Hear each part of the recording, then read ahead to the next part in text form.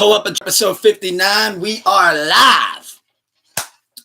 And it is a gloomy, but still blessed and wonderful and beautiful sleepless Saturday. And I know we're kicking it off a little bit earlier than we normally do. But this is Pull Up a Chair episode 59. I got Wifey with me. In fact, if you want to just... Oh, you're getting it going? Cool. Yeah. So yeah, on that note, simulation unfolded this week. A lot of different things happened, but before we get to that, let me put some names to some faces, even though one of them you haven't seen yet.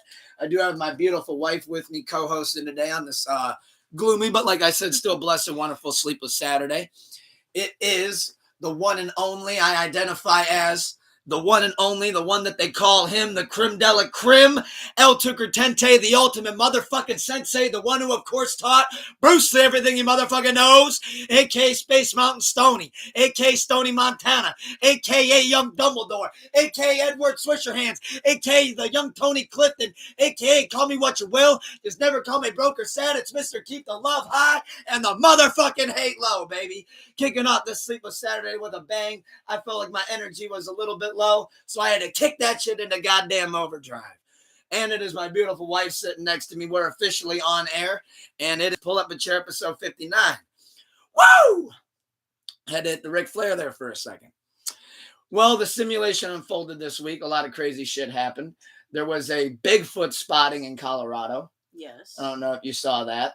I did not see anything about it, but Bigfoot sighting in Colorado. So, crazy.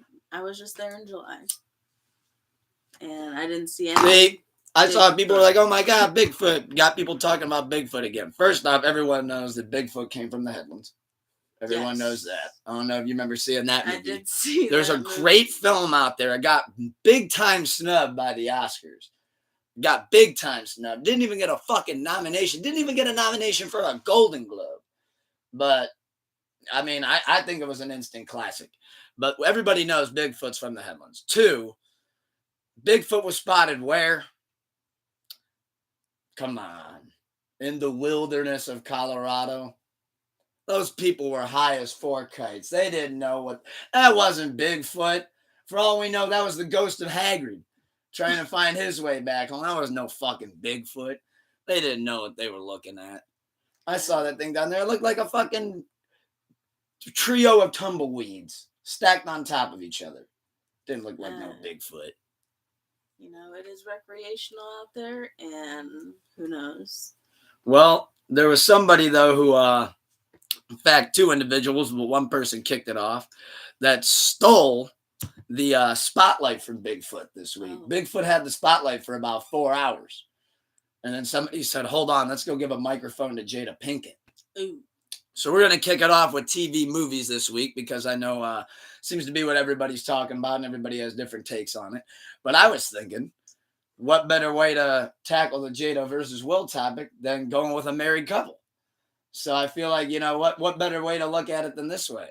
So for those that don't know, if you live with Patrick Starr, Jada Pinkett and Will Smith this week decided to take headlines again, thanks to Jada. And she said that she thought that the Oscar slap was a skit. She didn't understand it because obviously everybody remembers the famous line of more so than anything he said in his career at this point. Keep my wife's name out your fucking mouth. And she said that she doesn't know why he referred to her as that because apparently they've been separated since like 2016. And she was shocked. Shocked. That. Baffled. More shocked that he said that than what Chris Rock said about being G.I. Jane. Yeah, that's nuts. So. She's wild. And then obviously there was the entanglement thing that came out, which everybody remembers back with August Alsina. Which was like, oh, Jada's like hooking up with other people. People thought Will was a cuck. And it's like, well, no, they're actually just separated. And then all this time later, now she goes out and says that she believes her and Tupac were soulmates, which, okay, I'll bite. Okay, yeah. But they also were soulmates because they spent previous lives together. Yes. Multiple, not just one. Not like, oh, this is a fluke. It was like, oh, no, this happened a ton. I just look at that whole thing as, first off, Jada's insane. She's definitely not. Jada's a real life Cruella DeVille. That devil woman. Yeah, she's something. She's a good manipulator. I can tell you that. That's what they were saying on the Rory and Mal pod. Shout out Rory and Mal. But that's what they were saying on there. I don't know. She's crazy. I don't know. The Tupac thing baffles me, and all the memes surrounding it. Oh my god! Like, I don't like how they're making Will look like that's the part I did want to get into, but like some of the memes, it's like, oh god, like the ones that not even necessarily make Will come off as like a bitch, like the ones where it's just like I saw one last night. It said Jada says in an interview that she's never even met Will Smith. Like. Oh god! Just so much of this came out about. Somebody said if Will Smith don't play Diddy in the biopic, I thought that one was good. Somebody said Will Smith just bailed out Keefy D. Thought that one was pretty solid. Somebody said Jada Smith came home and he was blasting "Who Shot You." I thought that was just some of those memes. I'm like, okay, I'm good with. But like the one where they go back to taking a screenshot of Will Smith when they had that sit down with him. And I forget what it was. It was 60 Minutes, some bullshit. And he's like got tears in his eyes about it. Like he's fucking crying. And people are like, look what you've done to him. Like you've literally taken all of his manhood. And I'm like, Jesus Christ, I don't think she's done that. I'm like, I don't think that's happened. I'm like, he's getting a bad rap. He's getting dragged through the mud. But I don't think his manhood's gone. No, Jesus. Yeah, like, people twist fuck. Stuff. Yeah, they twist stuff. Easy twisting. Nope. Oh, they're doing the Fresh Prince dirty. Fresh Prince's character never would have let that happen to him. Oh, absolutely no not. way. Absolutely not. He would have already left her and moved on. That and just so evil. I'll never be able to see Shark Tale again. Females can be sucky sometimes. Now, the whole thing that confuses me here, though, is so they're separated, but they're not officially divorced. Yeah. And it's like, well, at this point, so this started in 2016. We've been separated since 2016. Okay, yeah. We're going into 2024. Apparently, whatever work you're putting into this is not really working. Yeah. No? Like, in fact, it seems like, if anything, it might be getting worse. Like, because at least originally we had never heard any of this shit. It was just like, oh, now all of a sudden she's hooking up with August Alsina. That's weird. And then it's like, oh, the Oscar slap happens. Which, by the way, we're getting mixed signals. Another layer to this onion, so to speak, is that if you remember, they just mentioned how Chris Rock apparently, I'm going with assumed that they were already separated or something was going on, but he asked Jada out on a date. So there's now like a rumor of like, well, did that play a factor? Mm. But I'm still confused by the whole thing. Maybe Will was just drunk, or maybe he was spending time looking at Bigfoot in Colorado. Because if you remember in the Oscars, he was like, he laughed at first. If you remember, he laughed, like he giggled. Yeah, it was weird. And then it was like he looked at Jada, and then like 2 seconds goes by, and he's like, nah, fuck that. Actually, I'm pissed about it. And like starts walking up on stage. It's a very odd situation. I don't know. Maybe it's all a skit. I don't know. No. I don't know. This is all like crazy. No way. Especially with like now how almost like other actors are like chiming in on it, which I didn't think was going to happen. Like, How? Like if people go, oh, it's not my, like, couldn't be my wife. And like, and people just like, oh, poor Will. And like, I look at it this way too. And I know I mentioned this to you last night. There was something I wanted to get into today about it. Do you think that she's actually now more so, let's get the embarrassment, let's get the memes, put all that aside. Let's get that off the table. Has all of this actually really truthfully damaged and potentially threatened to end his acting career? No, absolutely not. I personally don't think so. I think once this all kind of simmers down and blows over and let's see kind of what happens, like maybe get a divorce. How about that? Let's start there. And then I think after this recent interview, I told you if I was Will, I'd be like, all right. You've literally embarrassed me for the last time. Get the divorce. Like if you came on and said like MGK was your soulmate in previous lives, I might be like, fuck. But in this case, they actually met each other and like it was Yeah. like a real thing. Apparently, he proposed to her at Rikers Island. I don't know, maybe, but Jada should then just end it and then just. I think no matter what happens at this point, though, I think J. Cole can never perform No Role Models again live. Remember that part in the verse where he's like, "Oh, I want that real love, that Jada and that Will love." I don't know if you want that, Cole. Your marriage seems to be doing a lot better than that one. I think you need to get rid of that bar. I think any marriage is probably doing better than that one. Yeah, that's a rocky one, to say the least. They're on the rockiest of roads. That shit's more than ASAP. That shit's really rocky. Drake recently said that on a bar. I bit that.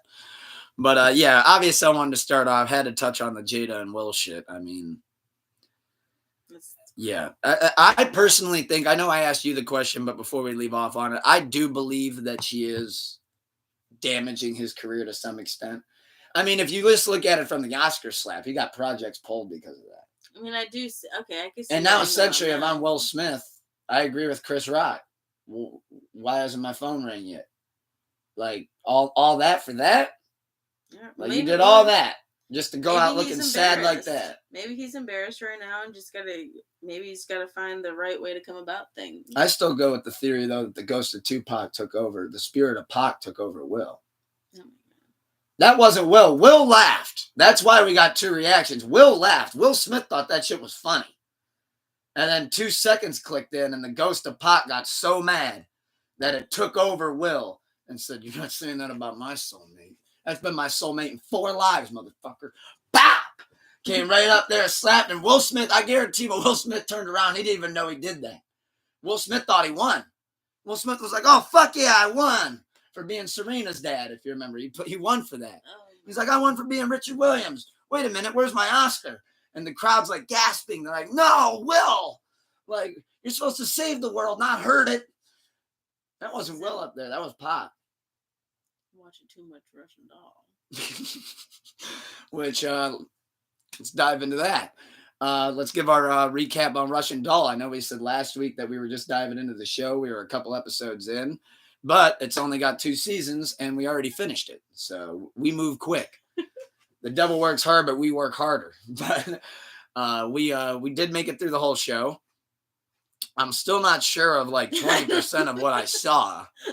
I'm still trying to piece that together. It was like Inception on steroids at some point. So, I mean, we kind of gave a glimpse of what the show's about. It's Happy Death Day, Groundhog's Day. Yeah. She's reliving the same moment. Every time she dies, she goes back to the same spot. Same thing happens. Season 2. Yeah. Well, obviously, as it gets more closer to the end of season 1 and then getting into season 2, they start kind of unraveling and giving you more glimpses as to like what's really going on here. Yeah. What was your take on the show? Did you like it? Love it? Hate it? Watch it again? I feel like I would definitely want to watch it again just because it's crazy and time jumping in some parts. And spoiler alert, but at some point the time's actually like moving simultaneously. It's crazy. So you gotta. I think it's definitely like a multiple watch because you got. If you like Inception, you'll love this show. Because I mean, people watch Inception for 2.5 hours. I think they definitely love this show. Oh well, yeah. Then they would. Nikki, well, you've never seen Inception? It's like that time thing of like, what time are we in? Is this now? Is this the present? Is this future? Is this the past? Where are we? At a certain point. What? I said it makes my head hurt at a certain point. Oh, fun fact. One of the first times I ever got fried, me and Jim watched Inception. I think my jaw was dropped the whole movie. I had no idea what I was looking at. It made the movie that much better, though. Like, the first time I thought I understood it, and then somehow when I got fried, it was like, wow, now I really understand it. And I was like, that's fucked. But, no, I think Russian Doll was great. I think Nikki did a great job. Mm-hmm. I know she's got this new thing on Peacock. Somebody mentioned on Reddit. So, oh, really? Yeah, which I think we saw that. She's got like the sunnies on. She's kind of got that vibe going. I think she's like a detective or something in it. Her detective or something. I like her. But yeah, no, I thought Nikki did a great job. Glad they only had Daya in it for about 10 minutes. Thought it was funny that wasn't Red's real name Ruth in Orange is the New Black, and wasn't that her? Like, I don't know. I kind of felt like Red, even though it wasn't Red, they still had that Ruth character, the older version, resemble Red. I don't know if I got that. Really, with the whole Russian accent and everything?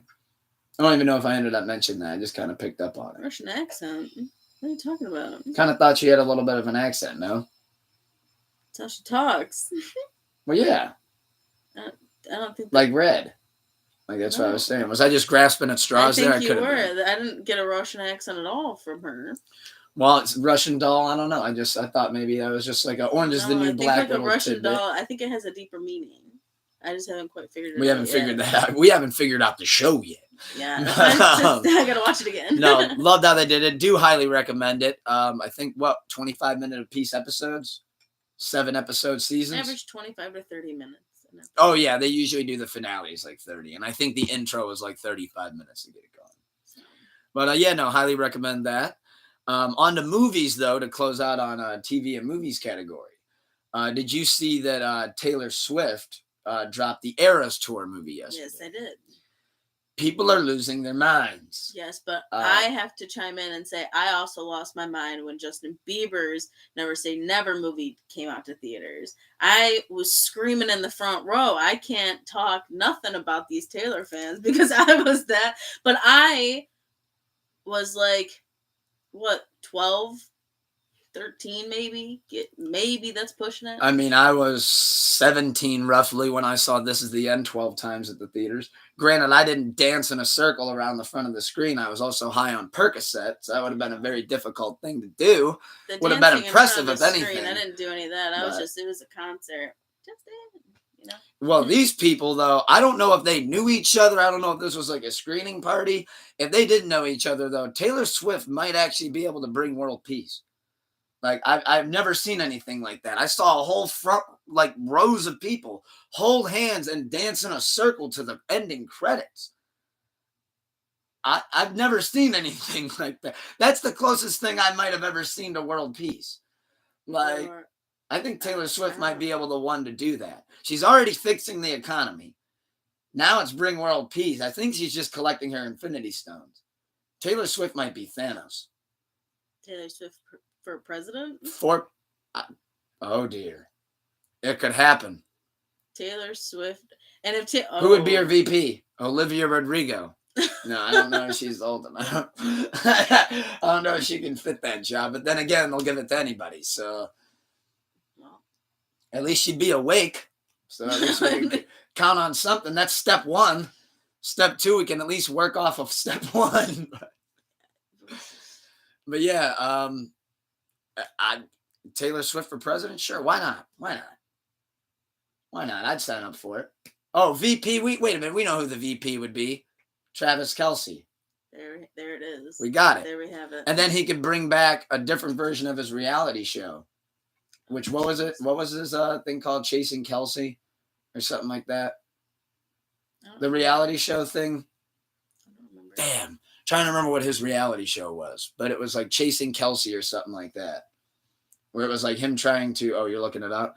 Yeah, it was like him trying to like... he was trying to find love at the time, which now he's found it. So obviously you'd have to like recraft the show. Maybe it could be like how he makes his cabinet. Like we have a bunch of people come through and then that's how we'll build the cabinet. Catching Kelce. Catching Kelce. There it is. There we got it. Yeah, he's just got to bring that back. And it'll be like him building like the cabinet and the senators. But yeah, no, people were losing their minds. I saw that it had the biggest opening day domestic debut since the Joker. So that's massive for it. Biggest October debut. But yeah, just wanted to say, highly recommend checking out Russian Doll. Did like that show. Let me know what you guys think of it as well. Hopefully, maybe you guys can even piece it together better than we can. Hopefully, we get a season 3. I don't know if it's been canceled yet or not. I haven't seen any acknowledgement of that. But let's also now dive into the next subject that I know is big on the news this week in the wrestling world, especially in the world of pro wrestling. let's talk about this crazy AEW versus WWE Tuesday Night War. I was actually really excited to dive in on this one. So, the ratings were in. We got, let's go to where they got them. So, the official ratings, before we dive into it, on the AEW versus WWE NXT head-to-head on Tuesday night. For those that don't know, to provide a little bit of context, AEW had to go live on Tuesday 8 to 10, which is the same time slot as NXT, because of the MLB playoffs. MLB playoffs come first on TBS. They had to air those games, so AEW had to pick a different night. Obviously, they don't want to go against SmackDown. Obviously, they don't want to go against Thursday Night Football. So what do? They go up against WWE NXT, which they beat years previously when NXT used to be on Wednesday before they moved to Tuesdays. However, that was a couple years ago when AEW was fresh off the ground running 100 miles per hour and shit was running hot and they didn't have a miss. However, ratings are in. WWE NXT did 921,000 viewers with a .30 in the age 18 to 49 demo, which is the target demo that they like to hit in WWE, in pro wrestling in general. AEW Dynamite came in, clocked 609,000 viewers and .26 in the 18 to 49 demo, meaning WWE NXT put the smackdown to him, no pun intended, and gave it to him raw, pun intended, but had to do it. So what do you think on everything that's kind of unfolded since regarding Tony Khan going off the rails, maybe figuratively and literally, considering we've known of a little bit of Coke history there, just how he stays awake, not vice shaming here. He's got to do what he's got to do. But what do you think of everything that's unfolded this week? I guess starting with, how did you think that ratings war was going to go? Just say if you looked at it Tuesday afternoon when the cards were already set. So Taker's coming out on NXT. That's rumored, heavily rumored. You see Cena's coming out for sure. You got all these matches. You got AEW stacking the card. They turned it into Title Tuesday. Almost every title's on the line. Couple titles changed hands. Like Saraya lost. So she lost her belt to Shida. And now Shida's a 3-time champion. And I believe Orange Cassidy won back his international title, which I'm all for that. But I think WWE was petty as hell. Very petty.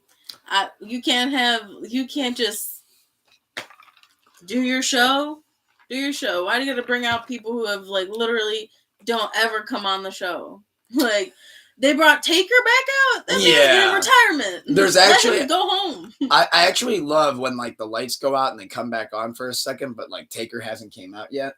It shows a woman in the crowd holding their phone out and not great at reading lips, but this was pretty obvious. She goes, "There's no way. There's no way he's coming." And then you see the bike start coming out. So you're riding with it. It's coming from a petty angle of WWE, which. Yes. Yeah, I mean, you had Taker come out.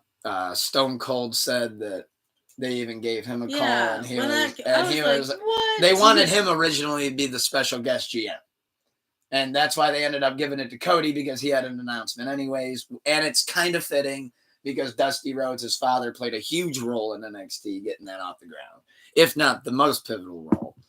So I mean, that kind of made sense, but yeah, I mean, you were trying to make the lights go out and the glass shatter on a Tuesday night. I mean, it's Nice club going up. Nah, but yeah, I mean, couldn't just let him have one.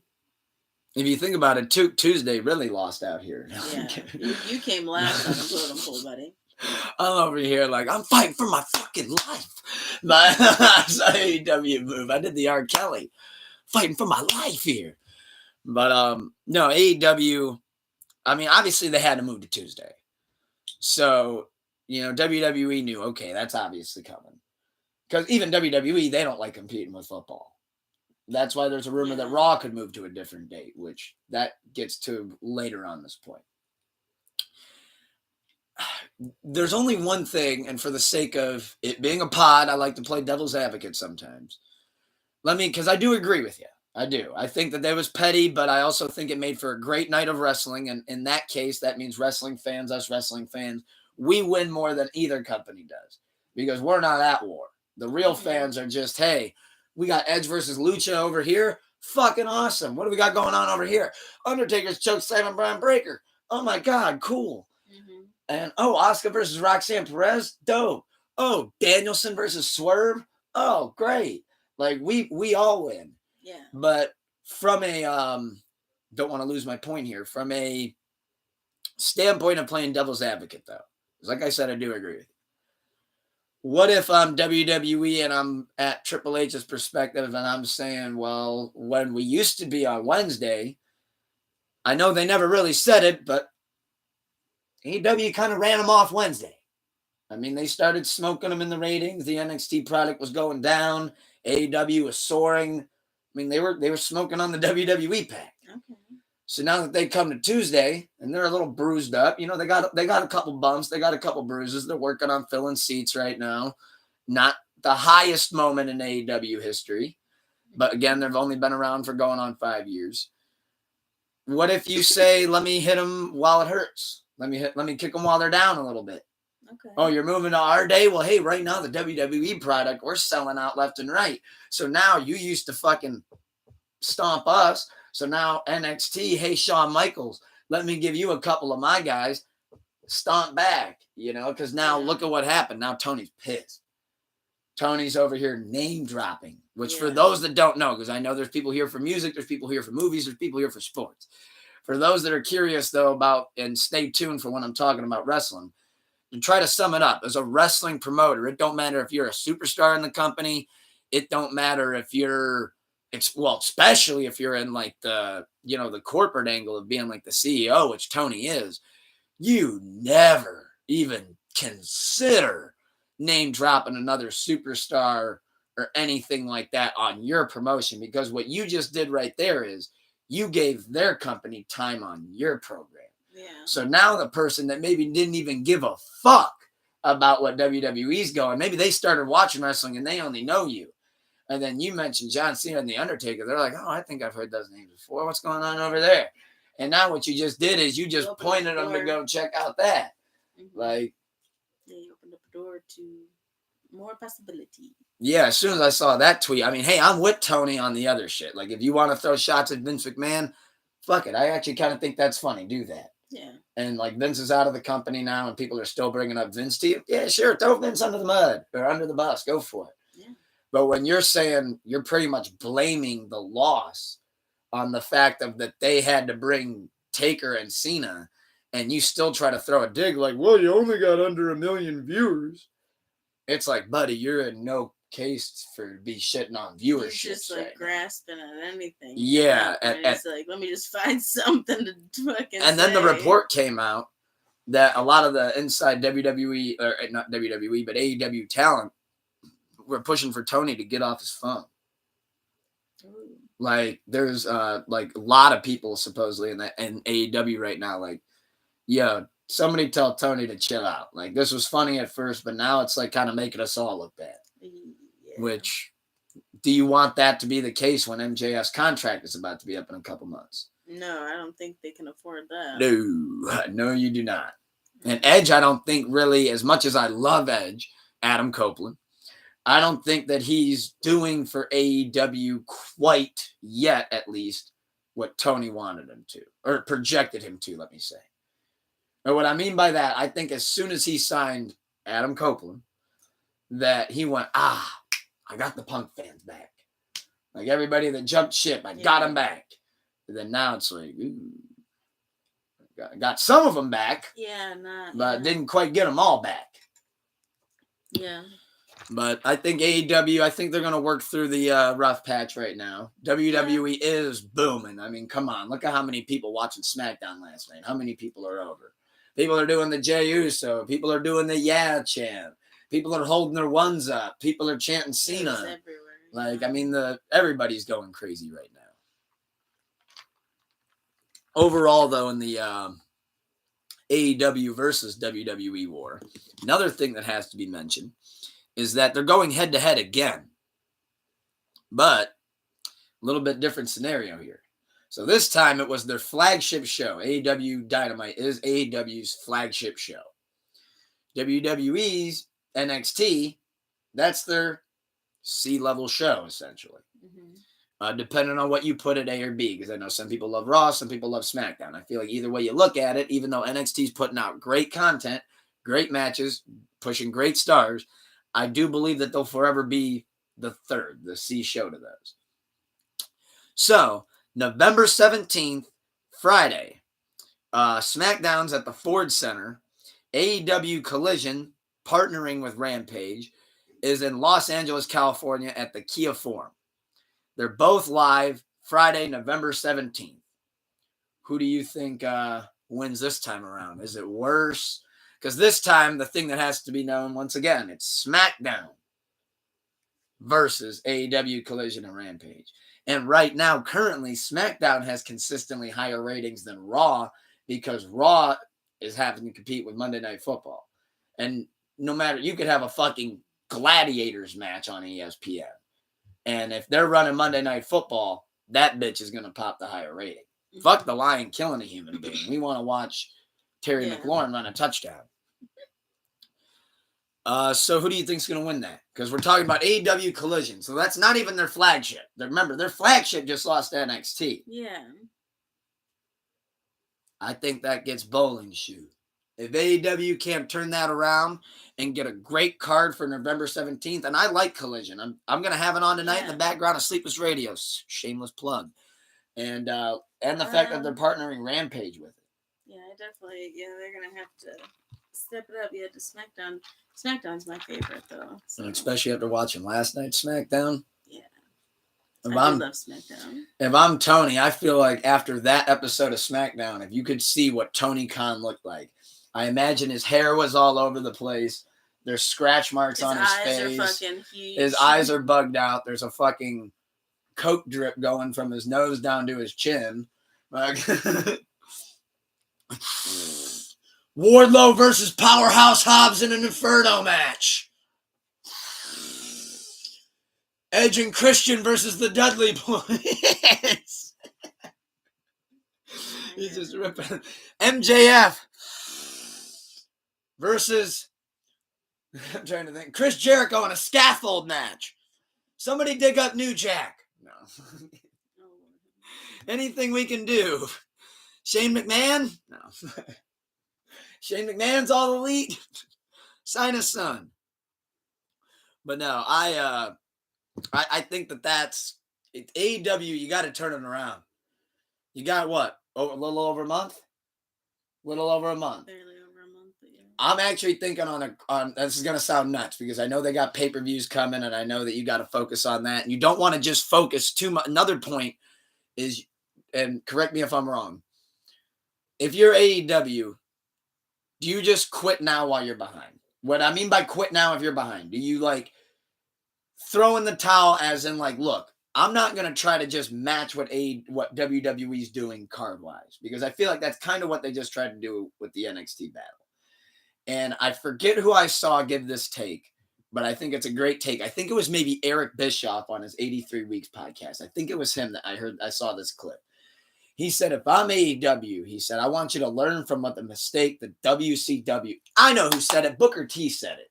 So he was the guy who said it. So on Booker T's pod, I forget what it's called, but shout out Booker T, that he mentioned that one of the mistakes that he felt like WCW did was that when they were riding high, they weren't really focused. Like when they were beating WWE in the ratings, they weren't focused on, oh, let's go out tonight and beat WWE. It was like, hey, we're already beating WWE. We're creaming them. Let's just put on the best show that we can. Let's focus on putting on the best show with what we got. And that was when WCW was riding high. And he said that now when WWE started doing that, because they're like, well, fuck, like we're fighting from behind. We got to just create stars any which way we can. Locker room, go get them, come up with shit. And then you get Austin and The Rock, and they started elevating the ratings. Well, then WCW started coming from that angle of like, oh, like, fuck, now we got to fight. Like, now we're losing in the ratings. So now we're trying this crazy idea. We're trying this, and that shit's not working. And now we're losing, and we're consistently falling more and more behind the more and more that we're trying to compete with them. But the more that we're trying to compete with them, the more it's actually damaging us in the long term because it's making us look stupid. So pretty much what Booker T was trying to say is AEW should be learning from WCW's mistakes, because it's like right now, okay, you're behind. That's a 300,000 gap. You're about to go against SmackDown on November 17th. Mm-hmm. Yeah. You're most likely going to get smoked. The odds, yeah. So at that point, we don't need to put on TLC matches and Inferno matches and death matches. Let's just put on the best shows that we can and try to build this thing back up to where people can go, hey, did you hear about that feud on AEW? And it doesn't have anything to do with throwing digs at WWE. Just take your ball, go home, and take that ball a week later and come back out and go, hey, I'm going to go stand on this side of the field. You guys can have your side of the field. We're going to enjoy our half side of the field over here. Once Tony figures that out, I think he'll be shocked at what he'll find. So you agree with me? I do. I agree. I think if he just goes in his own direction without trying to compete so much with the other promotions and stuff, that he will be, pleased with because he has a good card. Like, he has good people. He has decent. A lot of great stars. Superstars. So much great talent. More than he even can put on shows. So, do focus on that instead of fucking staying up for 6 days trying to figure out what the hell WWE is doing and what their next move is. But figure out your next move. Yeah, because right now, I'll be honest. I'm a huge WWE fan. WWE stan, as you know. Watched this shit for 24 years. I've rarely seen the WWE in a boom. I can count on one hand how many times I've seen the WWE in a boom the way it is right now. Obviously, when I came into it, Attitude Era is scorching. Ruthless Aggression, I'd say that had its prime between, well, you guys know the years, 2003 to 2008, something like that. Boom. And then it was like,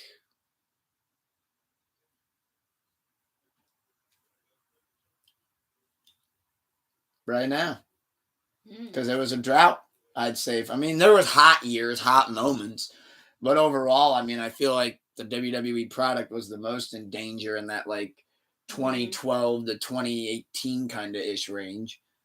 I mean, like I said, hot moments, because you could always go with the Shield and all that, and great things in between. But overall, it wasn't like a boom, like a run. Yeah, where you're watching the crowd cheer for undercard.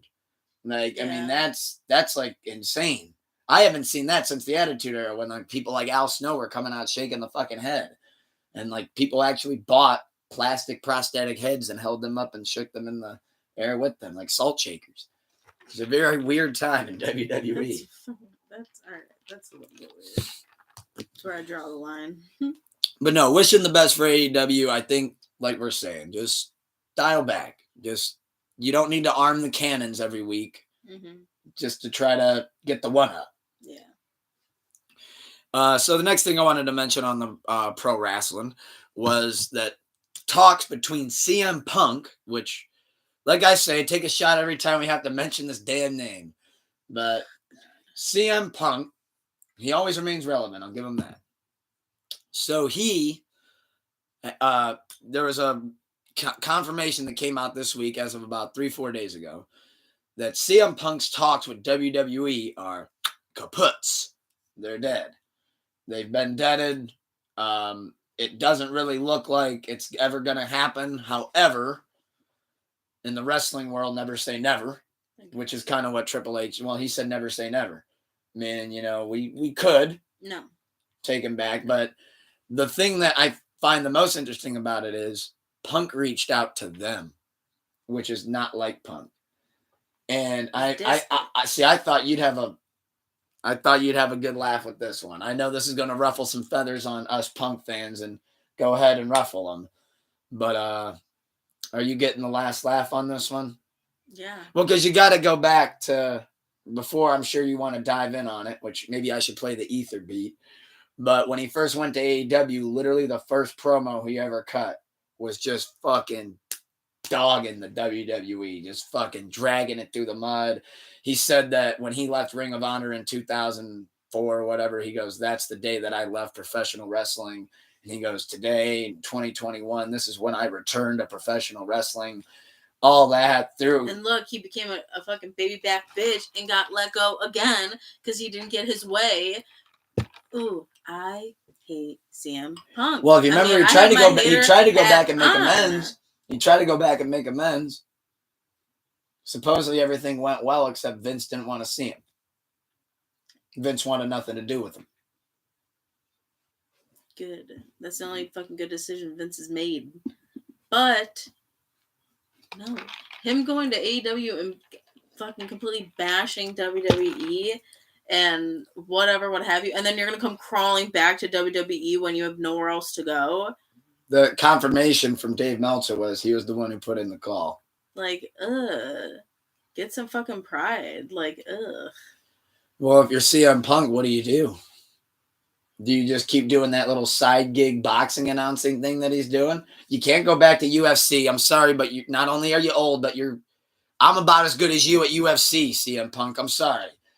But he doesn't want to do it. He could go to Impact, but Impact doesn't have the money because Punk wants too much money. So right there, that deads that. And that's crazy. I don't know. I don't think he deserves AEW, he burnt that bridge. He lit that fucker on fire and that's why you better get your fucking applications ready. I mean, does he just keep doing his announcing gig?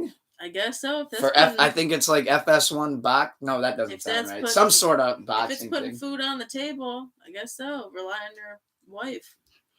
I'm actually going to throw it out there what I think Punk's next move could be. If the WWE talks are truly dead, and we're not dealing with the never say never situation, we're not dealing with them swerving us, and he comes out at the end of Survivor Series because they have been dropping little weird hints that people have been picking up on. I don't know if we're just reading too much into it. Probably.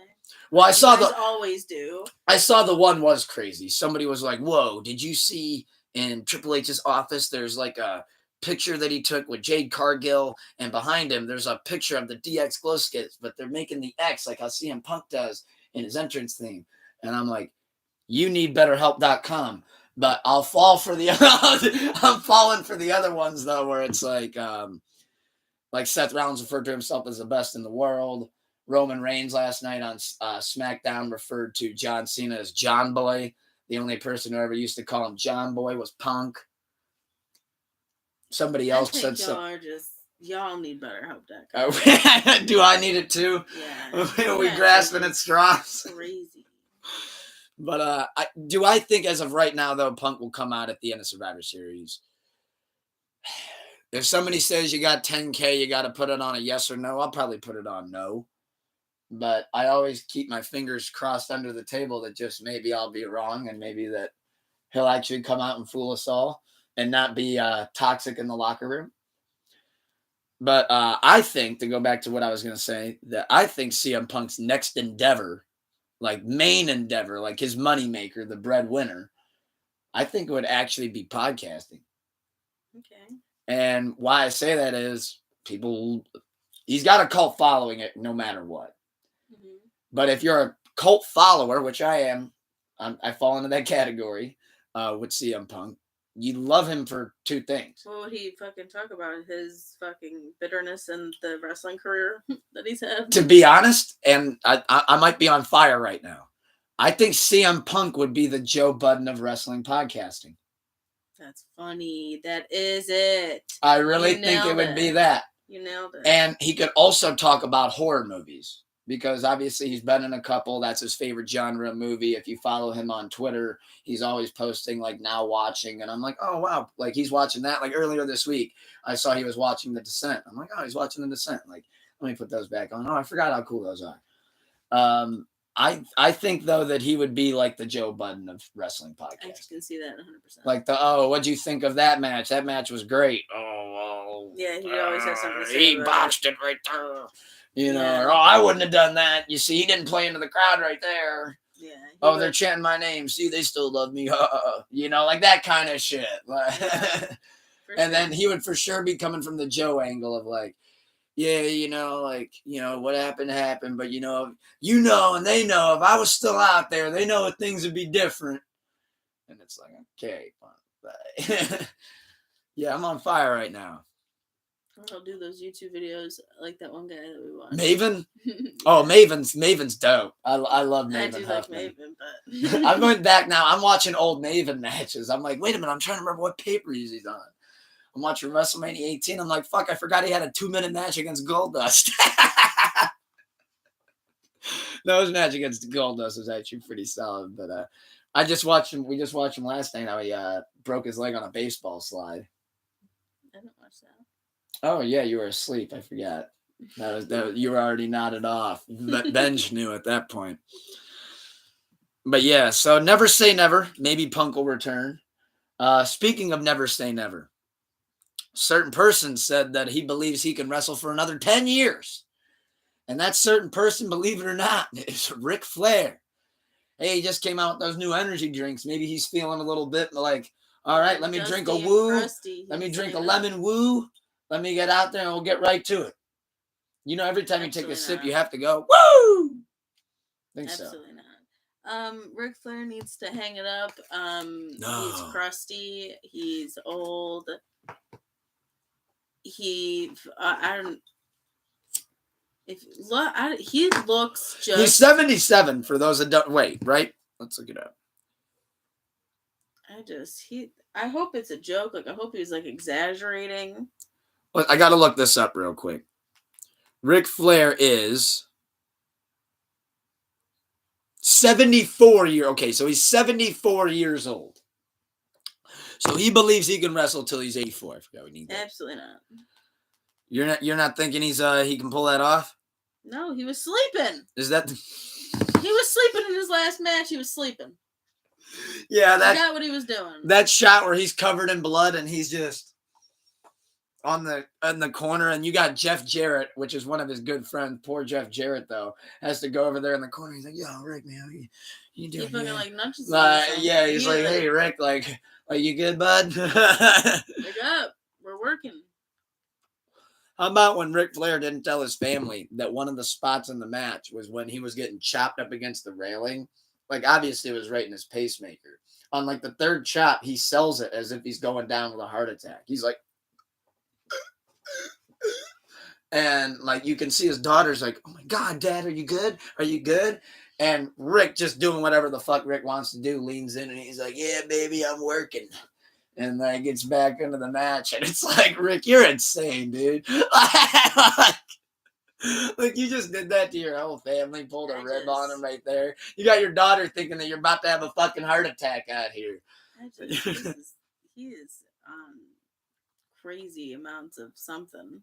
Well, he's back drinking. You said that on the Theo Von pod. He's back drinking. And when Rick's back drinking, oh, that boy, just give him the robe. Oh, give him the robe and get him back out there. No, we don't need the robe. He sexually assaults women with the robe. Oh, yeah, no. Yeah, keep the robe away. The robe might get him back in his bag too much. We don't need him to have the robe. No, we don't need another flight from hell fucking situation.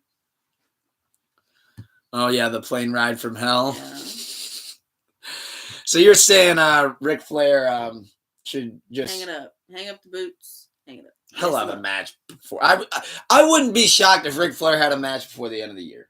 I can't even handle that. Or something, a run-in. Maybe AEW would use him. Nah. Hey. He can barely walk. He gets out there. All I'm going to say is, no matter how you look at the Owen Hart situation, that popped a rating. Oh, man. I'm just saying, if you could do the buried alive match stipulation with Ric Flair, that might be crazy. That might be what he wants.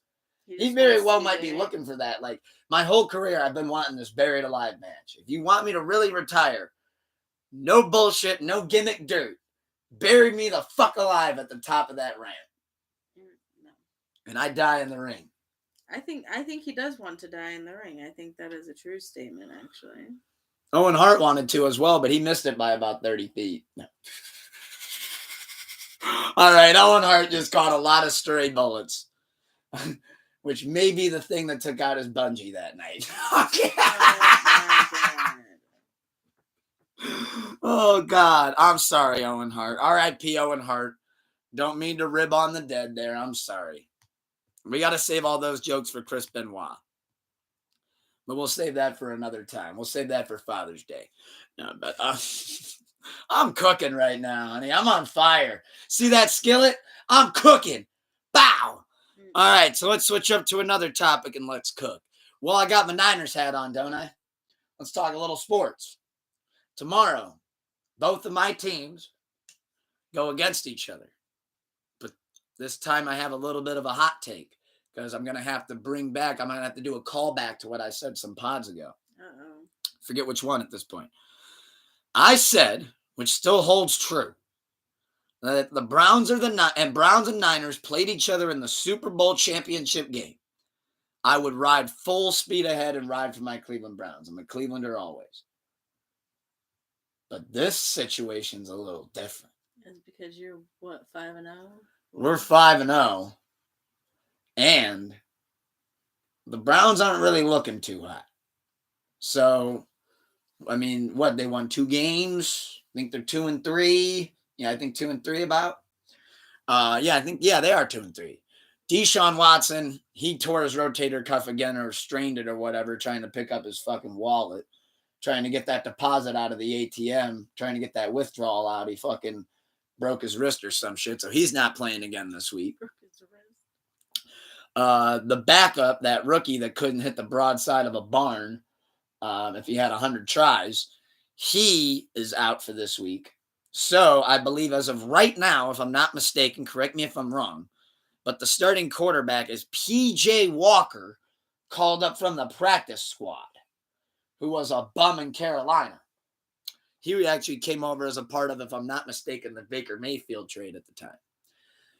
So I think, first off, I think the Niners are going to smoke the Browns tomorrow. I think it's going to be, I think the Niners it's going to get ugly. For sure. I actually think it's a good thing that I'm not at First Energy tomorrow for that game. Because I think if I showed up in my Niners gear, that it actually would get so bad. I mean, I believe in everything happens for a reason. I firmly believe the reason I'm not meant to make this game is I do believe, hey, I can hold my own, but I actually think I get somebody would try to fuck me up. Yeah? Yeah, I actually do think so. If I showed up in full Niner gear, Browns are having a rough season, you get some drunk Browns fans, I'm cheering for my Niners doing good, I'm lit, I'm having a good time. Browns are down by 30 points. Oh, yeah. Oh, yeah. Something. Beer thrown on. Some altercation. Maybe I'm not saying I'm going to get jumped, but no, I don't think so. Somebody would yell something at me for sure. Something would happen. There's no way I go to this game in my Niners gear, cheer for them, do everything, and walk out of that stadium with not one drop of Miller Lite on me. There's just no way I'd do it. I don't know. How often does that happen to people? I've never seen it happen anywhere. Wow, really? Okay, well, let's talk about it. So in the NFL this season, there's actually been like more fights that at least I've seen in recent memory at a lot of the games. A guy died a couple weeks ago at a Monday Night Football game, Patriots-Dolphins. Oh, I did see that. Yeah, he was there with his grandson, died. Crazy. How did he die? Altercation in the stands because he was cheering for his team and turned into a little scuffle, and he fell back, caught his head on the corner of the seat. But you gotta look at the statistics of it. How many games we're going? What? I need what were the point is, you put a lot of people around each other, and some of them are drinking. I mean, and a lot of them don't know how to hold their alcohol and know what to do with it when they start getting lit and they start thinking they're 10 feet tall and bulletproof, and they start mouthing off to everybody. Well, now if they start mouthing off to say somebody like me, I guess if you I might laugh it off at first and be cool. I guess if you're sitting around people who are choosing violence for that day. I mean, maybe I've just never, I guess, sat around people going to games like that were aggressive like that in that situation. No, Browns fans, they throw fists. Indians fans or Guardians fans, they just throw peanuts and popcorn. I've been to 2 baseball games. Only time I've ever received anything like that at a game was the Guardians game. But that's when they were still the Indians. A-Rod wasn't retired for that long. I wore my A-Rod jersey to a game, and I got a couple peanuts thrown at me. I want to say like maybe 5 to 10 of those thrown at me. I think they were mostly just shells, if I remember correctly, though. And when I went to go use the bathroom, somebody, pow, dumped what was left of their popcorn on me. And I was just like, oh, that's all right. That's not too bad. Just brush it out of the hair. That's okay. Now I just have buttery hair. Cool. But Browns fans, though, no, they get rowdy. But, yeah, you got to be careful at some of those games when you're cheering. You got to be on your guard. Crazy. Actually, though, this year I've seen a lot of women are arguing at the games. Ooh, big bad bitches. It'll start because, like, the guy will yell at the guy, and then the girl will yell something back, and then that guy's girl will yell something at that girl, and then the dudes end up just looking at each other, and they're like, fuck, dude, we just wanted to mouth off to each other. They're looking like they kind of want to fight. Like, I saw that happen at the one game where, like, literally the guys were looking at each other like, damn, we just wanted to get our shit off real quick. Now I got to save you because she's kicking down. The guys end up looking at each other like, fuck, we didn't expect this to happen. This is now more work than if it was. Yeah, we just wanted to yell at each other for a minute. Our girls don't know how to like, just keep it at that. They're fighting. Oh, I know. Somebody mouthed off to you at a game. You. Oh, not now. Maybe. Oh, you'd grab her and try to Andre slam her over the next couple serves. No. You don't think so? You'd be a drink thrower. Yeah, probably like a, I have nothing to do. I'll just, soak you, bitch. Bow. Throw a drink. Take this. The extent of take this White Claw wild berry. Bow. Getting arrested or thrown out of games or things like that is just not on my to-do list anymore. Bitch, you making me throw the rest of my watermelon White Claw. Bow. Oh, right. Watermelon White Claw. It's a tall too. Bow. I just wanted to keep making that sound. And my eardrum is no longer existent. It's blown, but I just reminded me of that scene in Step Brothers. Pow! What's he saying? Pow! Pow! So where do we go from there? Oh yeah, so Niners Browns prediction. I went let the train wander off course, but Browns Niners prediction. Let's go. 38-10 Niners win. Okay. Sorry, Cleveland. I love you guys, but we need to keep this streak going. Fear the faith. Yeah. Sunday night football game. Let's see what we got. Let's run through some predictions. We're going to speed round it. Sunday night football game predictions. Where is the Sunday night game? Look here. What do we got? Sunday night football game. Nope, that's Monday. I got a lot of people apparently going in the Monday night game in fantasy. Good God. Now I'm starting to question if there even is a Sunday night game.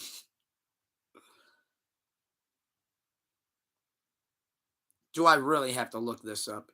There's a Sunday morning game. I see that. Baltimore and Tennessee. Tennessee will probably win that. All right, let's see. What is the Sunday night game? Sunday night football game.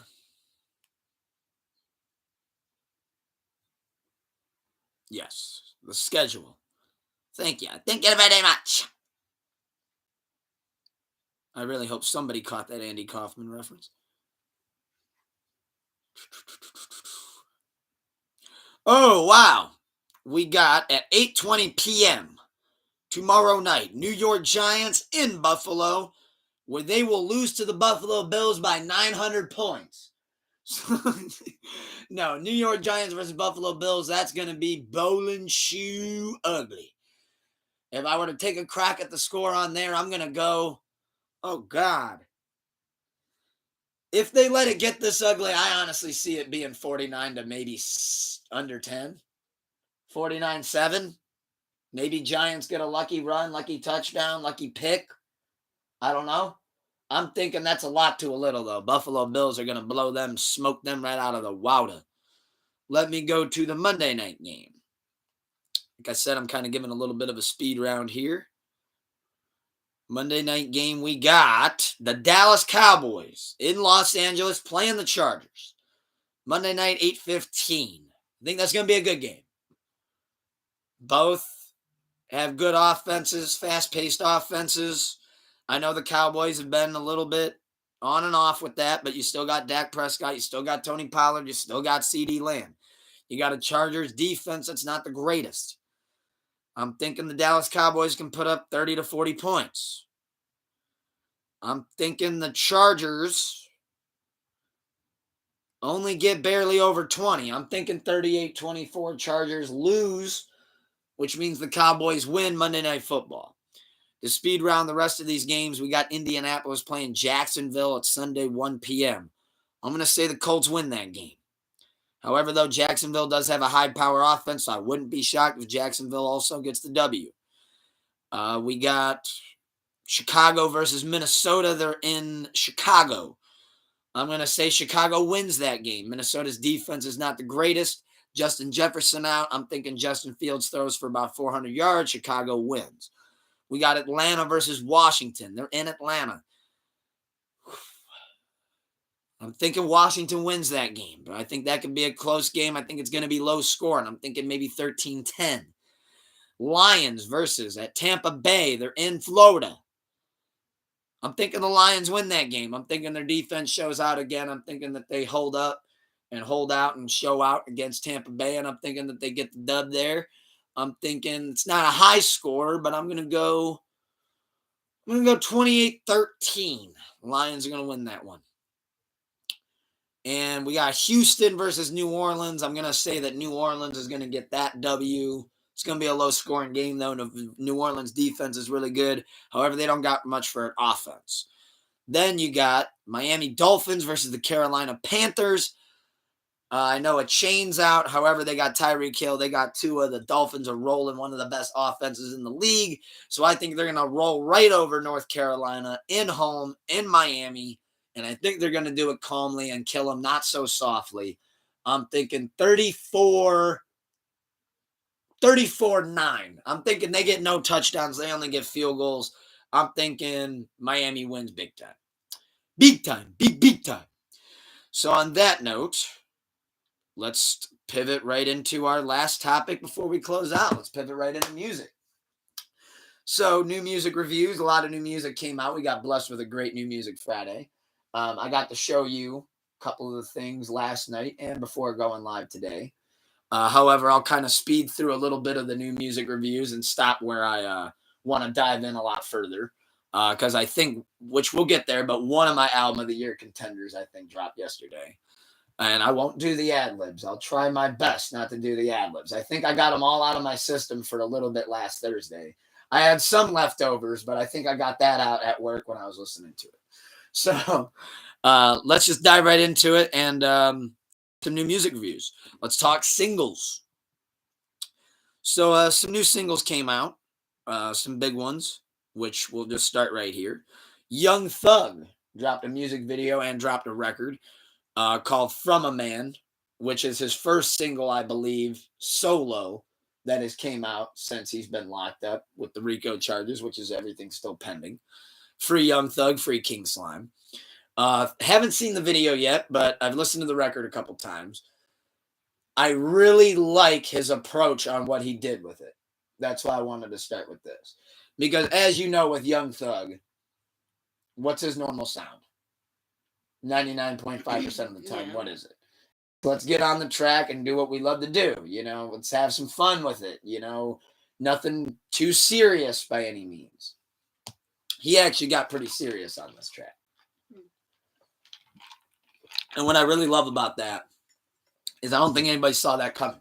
Nobody even knew we were going to get a Thug track until Thursday afternoon. And it was like, hey, there's new Thug slated to drop tonight. Like, what's it going to be? Now, everybody kind of thought, at least I thought, so I'm kind of speaking for everybody here, that when Gunna first was going to release music after being locked up, we kind of expected Gunna to address it, but stay within his sound. Like his normal, like, oh, that's Gunna. Where Thug, don't get me wrong, he kept a lot of the elements of his original sound. But he did one thing a little different this time. He rapped. Like which I think Young Thug's a phenomenal rapper. Way better lyricist than that man will ever get credit for. But I think that he showed that and leaned into it a little bit more on this. Like, hey, I've been away for a while. We know why I've been away. Everyone knows this. So I'm going to step back outside and kind of get my feet wet a little bit, but show them that I can maybe take this thing a different route. Yeah. I mean, the music changes when you're locked up, and as they said, he's playing Candy Crush all day. Yeah. So, it's not getting belligerently fucked up 24/7 and, doing party tracks. Yeah. You don't have any more life experiences to be basing your music, like something to inspire you by. Great new single. And he kept it like simple and sweet, short and sweet. Like, granted, yeah, he addressed it, but kind of like how Gunna did, he didn't like make the whole thing about like, hey, I'm fighting a Rico. It was just like, oh, let me also weave that in there a little bit, which I thought was great. Kid Cudi dropped a new single, which has mixed reviews to say the least. Heaven's Galaxy. I'm not 100% sure on this, but based on the cover art, it looks like it's going to be based on Star Trek. So it's like a Star Trek theme song or a Star Trek credit song, some sort of a Star Trek thing that he's going for here, at least based on the cover art. However, though, heard the single, heard it a couple times. I like it. It was enjoyable. If somebody told me you're never going to listen to that again, am I upset? No. I think that the intro went on a little bit too long, and I'm getting a little bit concerned that maybe he's starting to lean into a signature of his that I love a lot. So my hater hat's not on here. I haven't had my hater hat on yet, I don't think, besides my Owen Hart comments. Which even then, it wasn't a hater comment necessarily. But I think with the Cudi, that everybody loves his hum. I love how he hums too. It's great. But he hums for about the first 2 minutes of this track. I hate a long intro. And it's for like the first 2 minutes. And then it's like, okay, here's the verse. And it's like, oh, okay, wow. Like, okay, this is interesting. And then he just goes right back into just closing it out with like another just outro hum. No, I don't. Nope, I wouldn't like it. Not at all. I think he might be leaning into the hum a little bit too much. And it's like a humming song. Ugh. And it's like I love it when he does it and it fits the record. But this time it just seemed like, damn, man. Like, and like the record's like 5 minutes too. Oh, so it's like I can't do so a it's song past 30 like I said, minutes. I wasn't exaggerating. Legitimately, like the first 2 minutes is the beats being an intro, they're kind of formulating the beat, and the whole time he's just humming over it the whole time. Yeah, so I'm curious to see what Scooter thinks, though. Scooter's going to probably dislike this video. Yeah, I was going to say, what is he thinking? I actually haven't seen his take yet on the new Cudi joint. I'm excited to see it, though. Another new single that came out that I wanted to mention was Key Glock dropped No Hook 2. I think Key Glock's been on a great roll. He's been honoring the legacy of Young Dolph, I think, just absolutely beautifully. I know usually when an artist is like under a wing like that, it's kind of hard for them to shake being under that wing and stand out as their own artist while still trying to, like, I guess, honor, like, in this case, Young Dolph, by saying, like, oh, hey, even though, like, you're gone, I'm not going to let that simmer me down. I'm going to use that to fuel me even more. And I've known Key Glock's, I've been familiar with his work for years. But once Dolph passed, you could tell that made him be like, all right, let me take this thing a little. What if I took this thing as serious as he took it? Because that's what I have to do now. And then now all of a sudden I'm going, okay, new Key Glock, let me check it out. And I'm hearing the opening beat and I'm like, whoa. I'm like, since when do you rap like that? Like that's completely different. Holy shit. Like, what do you say? Skinny dude, but my pocket's fat like Peter Griffin. I don't know why. I just thought the way it fits too in that rhyme scheme that was just like a great bar. And as you know, being a rapper's rapper, so to speak, You're telling me you got a 3-minute song, no hook, no chorus, 3 minutes of just you barring out on the shit? Give me a pen. Sign me up. I love that shit. We're gonna strip the whole formula down. Fuck the hook. I'm just gonna rap on this bitch for 3 minutes. But you said not my cup of tea. You don't want to hear that? You want to hear a catchy hook? Nope. I don't even know. I don't like that. Like in those cases, what you do in like the no hook situation, you'll lean on a bar. Like I noticed on No Hook 1, he was like, Diamonds dancing Michael Jackson, I'm a bad motherfucker. Diamonds dancing Michael Jackson, I'm a bad motherfucker. And then he goes right back into the, let me pick the flow back up and go right back into it. I haven't heard that one enough to pick back up on it, like what's his lean crutch bar. But overall, I thought he did a great job on that single. Gucci Mane. Now, as far as singles go, last single I wanted to go into before Gucci Mane.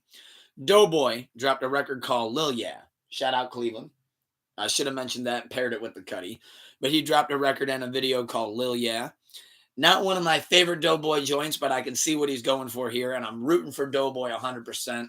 I hope he gets the rocket ship attached to him. He's kind of going for a TikTok bop with this one, and I'll show you after the pod, see what you think. Which there's nothing wrong about doing that. That's what a lot of people are doing. That's what a lot of labels want you to do. Yeah, that's that Lil Boo thing song. So. Yeah, you are a big fan of the Lil Boo thing, but this is Lil Yeah. Which about 2 minutes, 10 seconds long, I think is what it was. Seems like a TikTok bop, though, especially in the video. It kind of looks like you can do a little bit of a dance thing to it or a motion of some kind. But yeah, always rooting for Doughboy. Check it out. Gucci Mane, however, though, he dropped a new single. Now, that new single is featuring Key Glock. Speaking of Key Glock, Glizzock and Wizzop, which I think, before I'm going to say what I'm about to say, great single. I think it is a great single. Project comes out October 17th, which is what? Next 2 days. Friday? Oh, really? I think the 17th is what, Tuesday? It's Tuesday. Let me make sure. Oh, wow. So he's dropping. What is it? People coming from my date.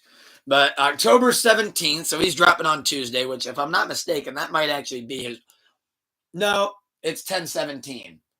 10/17 Brick Squad. That's why he's always dropping on 10/17. Got it. So yeah, he's dropping this album on 10/17. Right yeah, it did. It looks like it's a double disc situation. So you get 12 tracks on side A, 12 tracks side B. Now, however, here's the thing about this that I wanted to mention. See what you think on it as well. See what you think on this method that some artists do, and maybe why they do it. Gucci Mane's dropping his album on Tuesday called Breath of Fresh Air, which I'm excited to hear the whole project. Looks like a lot of good features on there. However, he just dropped a single, Glizzock and Wizzop. Now, normally, that's a normal thing for artists to do. Let me drop a single before my album drops. However, Gucci Mane has dropped 10 of them. 10 singles out of his 24-track two-side album. Do you think that's too much? I think I know why he did it, which I'll speculate. I don't know. I mean, if there's that many songs, I mean, I feel like that. I mean, yeah, I think 10. And keep in mind, it was announced. Like maybe this is a factor for you. That first single, King Snipe, was announced back in like February and dropped back in February, March. Yeah, he's like keeping you along, keeping you interested during this year while the album's finishing up and stuff and all of that. Do you think the rest of the album will be able to hold up with the quality of the singles? Because there is a lot of quality singles here. Like, there is quality singles. The Bluffin' joint with Lil Baby, I'm not big on. Well, let's hope, because now that he gave away all his good songs, let's hope there's fucking not any throwaways on here. Well, see, that's the thing that scares me. Like, maybe I would have kept this one in the tank. He dropped There I Go, which was J. Cole and Mike Will Made It. And that was his first time getting a Cole feature and working with Cole. And I thought that, out of all the singles I see here, that and King Snipe with Kodak, I think were the two best ones. And King Snipe was the first one. But then it seems like as the months has went by, then like he dropped There I Go. Then we got Glizzock and Wizzop. He dropped 06 Gucci with DaBaby and 21 Savage, which DaBaby, 21 Savage, though, I think had a great verse. Pissy with Roddy Ricch and Nardo Wick. I thought that was actually a good track. I thought that was really solid. In fact, I haven't added that yet, but I will. Married with Millions, Wappenheimer. Obviously, I thought that was funny. You got to do that. He turned the meme into a record. I think that was smart. Now, that single I thought made sense because that was like, oh, Wappenheimer. And then he dropped that as like an additional single. Then it was Now It's Real, which I don't think that stuck at all. And then there was Broken Hearted, which I don't think stuck at all. Every time I see something like that, I think back to the MGK lace-up. That's what I think back to is MGK lace-up, which MGK's lace-up method was, hey, I got a lot of these songs that worked well on mixtapes, which I know in this case it's a little different. And I'm going to sprinkle a couple, new ones on it. And then just give you guys what maybe you haven't heard yet. And if you've already heard it, well, that's okay. Because, I've been staying tuned with all these singles. I've been up to date with every single one of them. And it didn't even really occur to me, though, until yesterday when I told Jacuzzi, great friend of the show, Sleepless Familia, said, wait a minute, isn't that like his 6-1?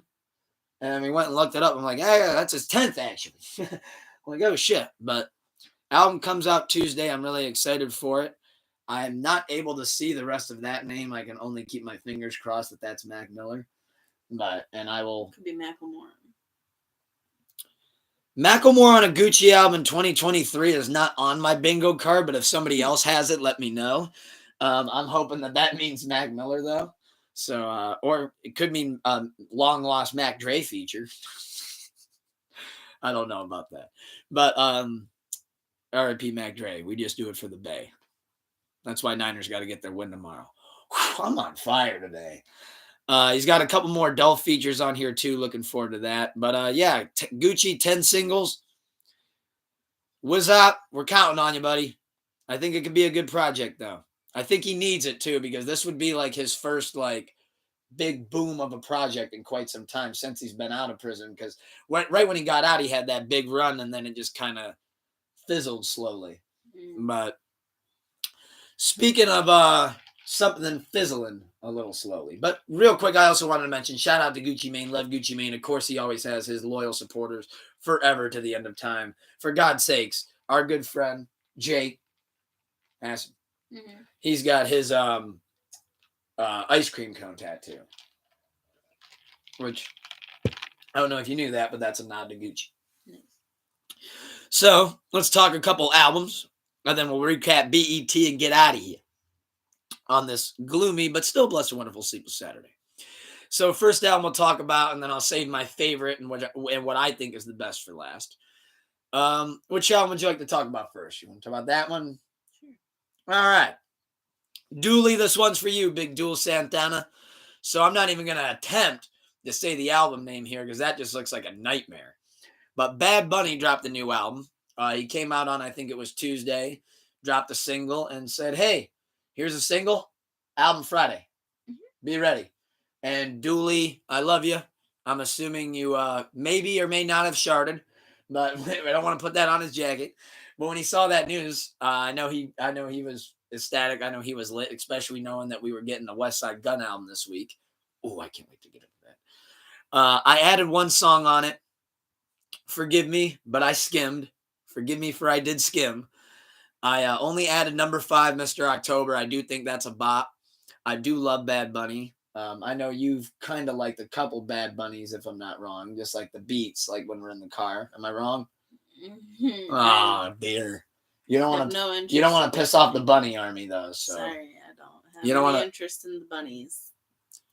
Great. We're going to have Donnie Darkos all around this house in bunny costumes now, trying to break in. I'm going to have to board up the windows. But overall, though, let me see. I think it was what? Wow. Yeah, 22 tracks, hour and 21 minutes. Different features in there, putting on obviously a lot of different of the great worldwide and Latino artists right now. Seems like he's got a lot of them on there, so that's a good look for them and help putting on even more artists because right now that genre, Latin music, is thriving. One of the highest selling genres right now in music. I think this album's going to probably outsell everything else this week.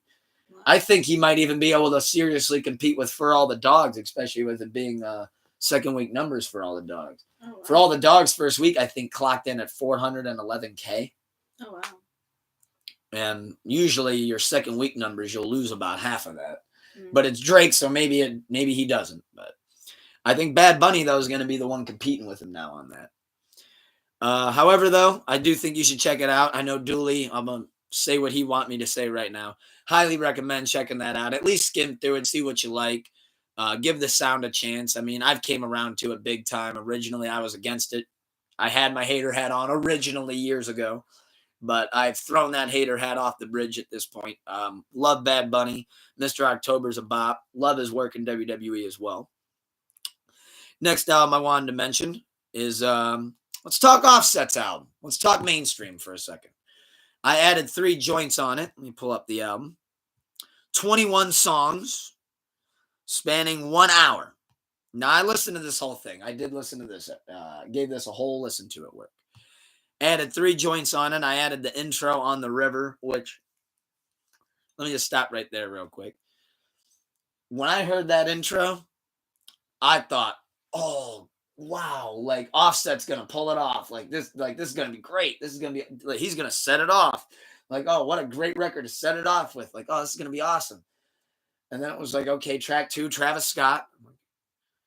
All right. Like that. I see that one's becoming a hit for him on the album. I'm like, okay. And then I'm like, okay, the Don Toliver record. And then the one with Future.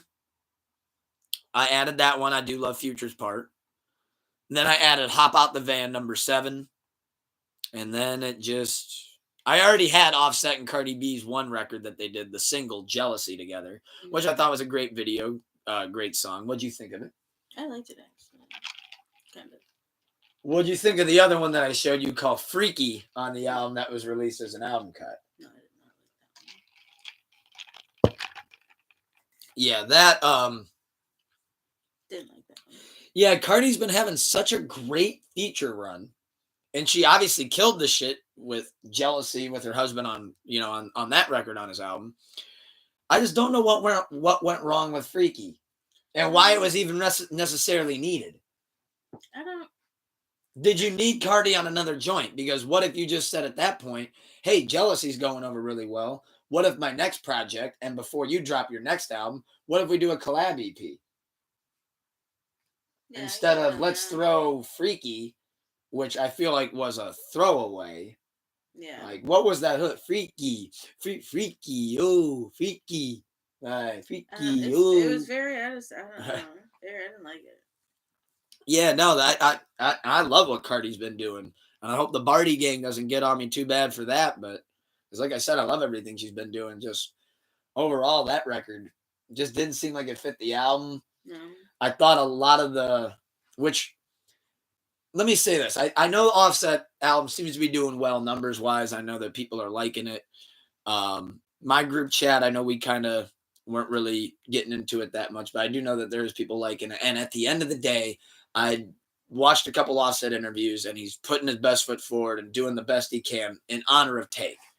So I wish nothing but success for Offset. Same goes with Quavo. I do think that Offset put out the better solo project than Quavo did. But overall, for replay value, I don't know if it's there for me. But on that note, check it out. Let me know what you guys think. Obviously, that's a big release in the world this weekend. So definitely check it out. I think for mainstream, hip-hop wise, I think that might be undoubtedly the biggest drop of the weekend. So I'm sure that's going to get a lot of the numbers. I know people are still, not quite over the For All the Dogs fix yet. Yeah. But I think that Offset might kind of gear him that way. I know people go crazy for Travis. So that's why I'm sure that feature is going crazy right now. On that note, let's pivot into a couple underground projects. Even though one of them kind of teeter-totters on the mainstream, because I've seen that it's getting a lot of reception and a lot of love, which I love seeing. But before I dive into that, Peasy dropped a great project. I haven't been able to listen to the whole thing, but I'm very excited to listen to the whole thing. He dropped an album, which I highly recommend, capital H-I-G-H, called Ghetto, all caps. A couple features on there. We got Key Glock, body that shit. Noah Mearies. We got Psilocybin with Babytron. Love Babytron. We got Fashion Week with Money Man and Larry June. I haven't heard that yet, but I'm excited. We got Penthouse Views with Babyface Ray. Love Babyface Ray. Shout out to D. Pause. Peasy and RMC Mike and Ghetto Baby Boom and Skilla Baby. Only one I haven't heard there is Ghetto Baby Boom. And he's got a feature on the outro with Ty Dolla $ign. So I'm looking forward to checking that out as well. 16 tracks. Love Peasy. He actually has a feature on Guns album too, which we're about to get into. Jamelia Woods dropped a great album called Water Made Us. I know Good Brother Doomer, Freddie Doomer, KRS3, great friend of the show, familia of the show. Got me hip to Jamelia Woods not too long ago. She dropped a great single about a week ago called Practice featuring Saba. Love it. Shout out to Shy. Shout out to Windy City. We got Send a Dove, which was my favorite on it, and Backburner. But Send a Dove's my favorite. Then you got Boomerang, and then you got Still. You got to hold her up like Simba. Raygun pulled up a chair. The Queen Raygun.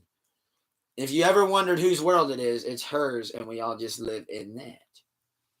It's not mine, it's not yours, and it's not Nas's either. It's Raygun's. But Jamelia Woods dropped a great project. Highly recommend checking it out. But on that note, can I have a little fun with this before we share the floor on recapping BET and get out of here? I guess so. So, not going to do the ad-lib. I almost did, and I had to catch myself. There's been an album that has been promoted for a while by the great West Side Gun, essentially the head leader of Griselda. And that album is And Then You Pray For Me.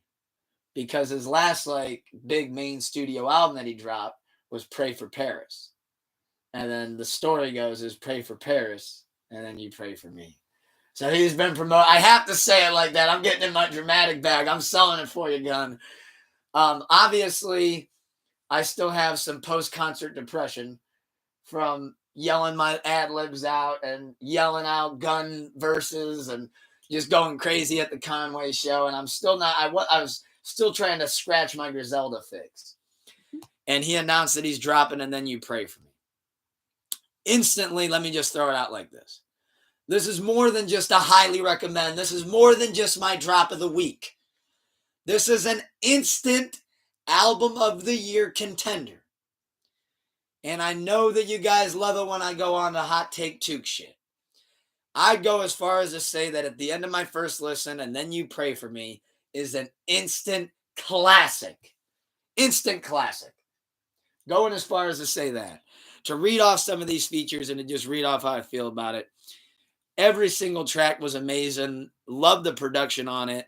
Replay value through the roof. Track number 2, he blew me out of the water. We got Mama's Prime Time, which in this case too, he had no singles. So I thought this was great how he did that.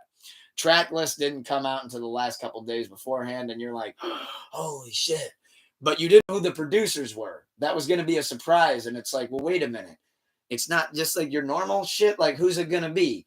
So track 2, you hear conductor. And it's like, all right, so he's got him back. And you got Mama's Prime Time. Gun kicks it off, does amazing. Then you get JID. JID, how many times do I have to say this? He's not a human being. He's not real. He's an alien. You're not supposed to rap that well. Insane verse. Conway I'm nerding out here.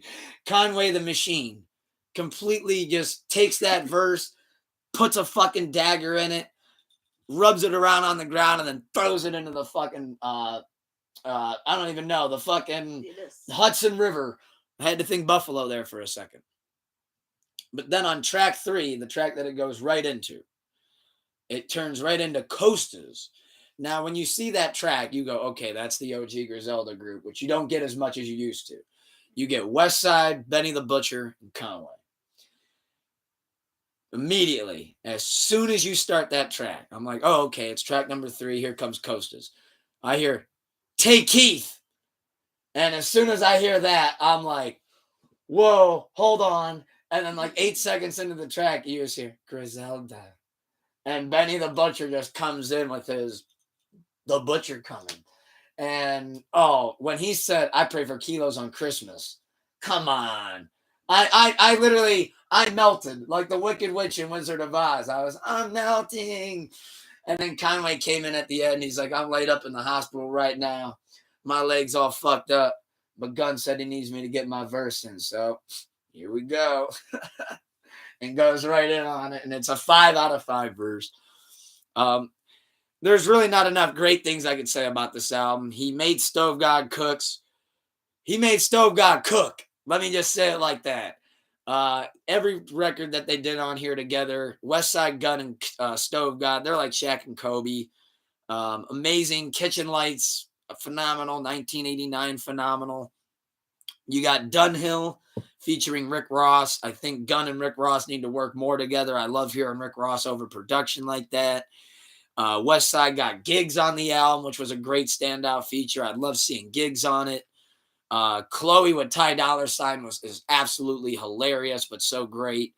How he got Ty Dolla $ign to sing like that and sing about what he was singing about on the hook. You guys got to check that out. Love that joint. Jalen Rose, him and Boldy James. Boldy James snapped. Then number 19, you got Freddie J's featuring Peasy. Peasy's having a great weekend. Love seeing that. And then you got the Revenge of Flip's Legs with Rome Streets. He lets Rome Streets go off. Rome Streets has a great verse. You got DJ Drama Production on here. Gangsta Grills with Stove God. Just you guys, before I nerd out on it too much, and I'll nerd out on it in the comments with you, tell me what your favorites are. And then you pray for me. Instant Album of the Year contender for me. Put it right up there with Abolished Uncertainties. Put it right up there with Won't He Do It. Put it right up there with I Thought It'd Be Different.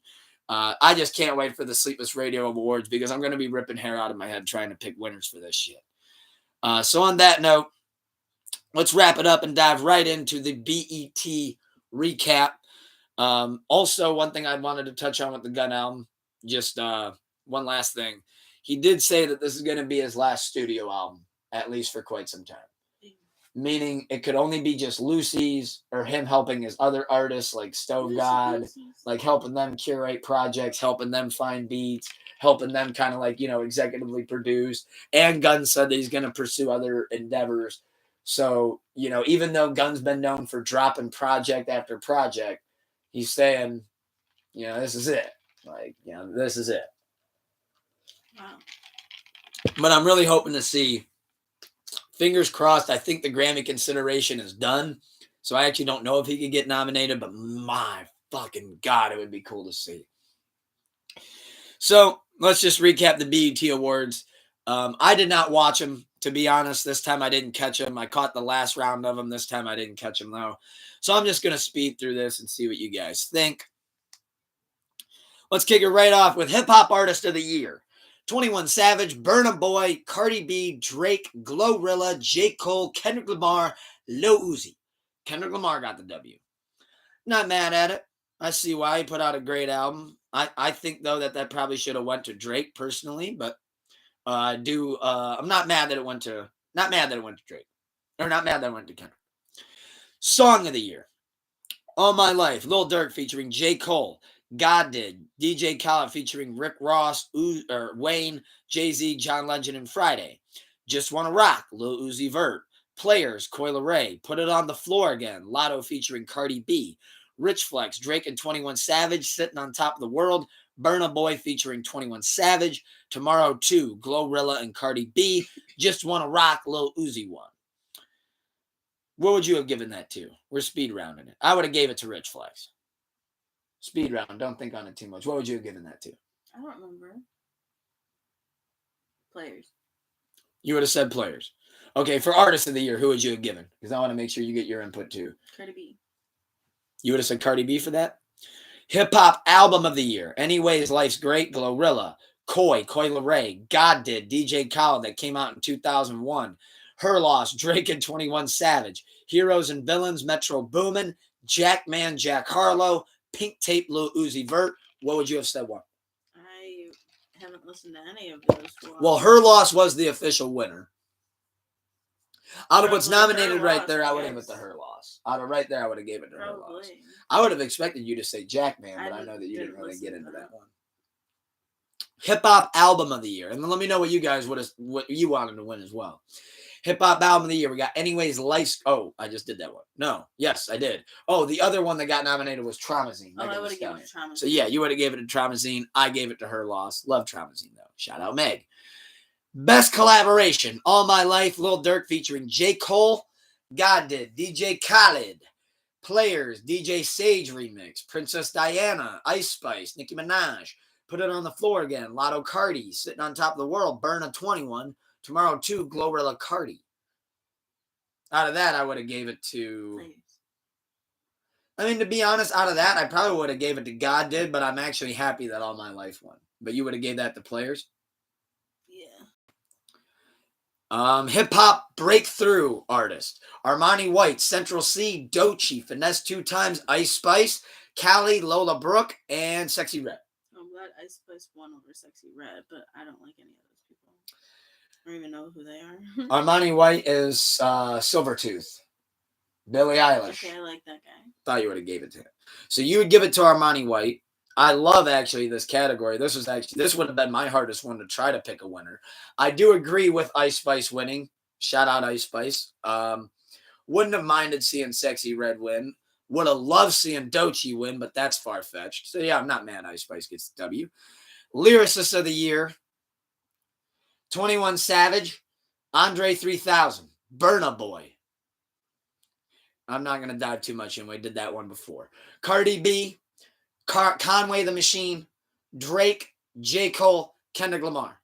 The winner goes to, they gave it to Kendrick Lamar. I would have said Conway the Machine.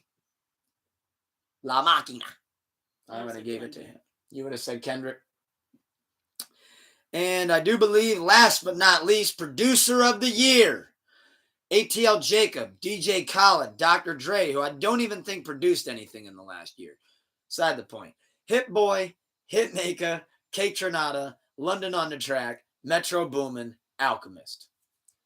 I'm giving that to Hit Boy. Hit Boy's been on an insane run throughout his solo project, Surfer Drown, and what he did with Nas. I'm giving it to Hit Boy. I've been rapping over Hit Boy beats all years. Thank you for those packs. I guess I'm going to agree with Metro Boomin. I don't. Well, yeah, you did love that Metro Boomin record off that album. Weekend in 21, right? Oh, yeah. Creeping. Well, on that note, pull up the chair, episode 59 in the books. The energy was high today. Thank you for joining me, my sweet love, and providing great input as always. And thank you, Ray Gunn, for joining us as well. A lot of people joining just to look at you. You can really see it. So on that note, pull up a chair, episode 59 in the books. Thank you for being tuned in, whether you were tuned in live or tuned in later on today, tuned in later on this week. We will be live as well later tonight for Sleepless Radio episode 164, I want to say, which is or 63. I don't know. We're up there. The Doors versus The Who, 12 rounds redemption match. Winner goes up to the winner's bracket. Loser falls into the Abyss 02. Looking really forward to that. Let me know who you guys think will win that. I know you're not really too big on either of those bands, so I'm not going to ask you to take a shot in the dark, but I know you'd say The Who because you don't like it when I play The Doors. So on that note, let me know who you guys think will win. Tomorrow, we will be live at 6 p.m. right here, YouTube, and Reddit for a live fantasy basketball draft, the same way I did a live fantasy football draft. So I'm looking really forward to doing that. Hopefully you guys got some drafts going on at the same time as well, so we can help each other pick, see how each other feels, and you guys can see how I think. And just excited for next week. I don't want to get anybody's hopes up. There might be a little surprise that I got planned for next week before I go away on vacation. But on that note, we got Sleepless Radio tonight. Pull up a chair. Tomorrow, live draft. Thank you guys for being tuned in, keeping the love high and the hate low. As Snooker would say, stay blessed and less stressed. Wifey, would you like to say anything as you got Ray Gunn giving us a good farewell as well as she's waving bye to everybody? Nope. Just hold her out. She almost did the Heil right there, so be careful with that. But no, on that note, love you guys. Keep the love high and the hate low. Kicked it off early today on this double whammy Sleepless Saturday. Peace. Oh, and check the link also below in the description. I just wanted to say we do have timestamps now for if you'd like to just check the music portion out, TV, movies, sports, or pro wrestling. There will be timestamps provided below. Keep the love high and the hate low. Peace. See you later. Wake up with a smile on. Boom.